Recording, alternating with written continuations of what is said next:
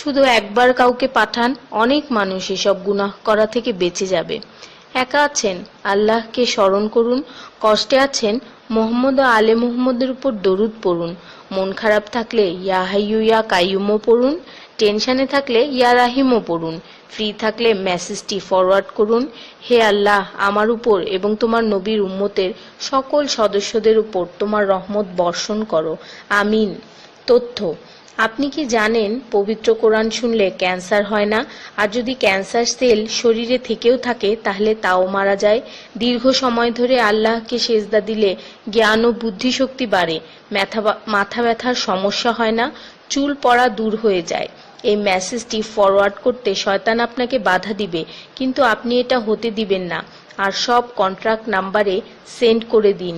কোরআন ও নবীর সুন্নত ও তার সম্মানিত সাহাবী এবং আহলে বাইতের অনুসরণ করুন। ক্যান্সার একটি ভয়ঙ্কর রোগ। অনেক মানুষ আছে যারা নিজেরাই এটাকে দাওয়াত দিয়ে নিয়ে আসে।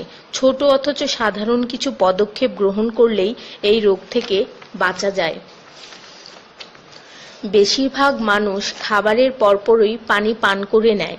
খাবারের পর পানি পান করলে রক্তে বিদ্যমান ক্যান্সারের জীবাণু থেকে তৈরি হওয়া ক্যান্সার সেলগুলোকে অক্সিজেন সরবরাহ করে।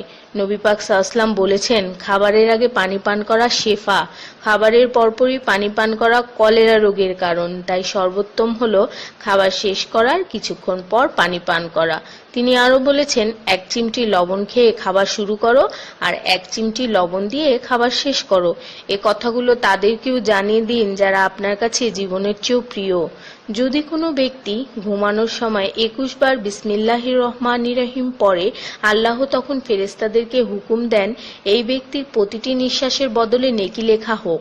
আপনার মোবাইলে যত নাম্বার সেভ করা আছে তাদের সবাইকে এটা ফরওয়ার্ড করুন, আর তখন দেখবেন কত মানুষ আপনার কারণে বিসমিল্লাহ পড়ছে। শেফা আর শেফা। রোজ একটা করে আপেল, নো ডক্টর। রোজ 4টা বাদাম, নো ক্যান্সার। রোজ একটা লেবু, নো ফ্যাট। রোজ 1 glass milk, no bones problem. রোজ 12 গ্লাস পানি, নো স্কিন প্রবলেম। রোজ 4টা খেজুর, নো উইকনেস। রোজ 5 ওয়াক্ত নামাজ, নো টেনশন। রোজ কোরআন অর্থসহ তেলাওয়াত, happy and happy. So don't stop forward please.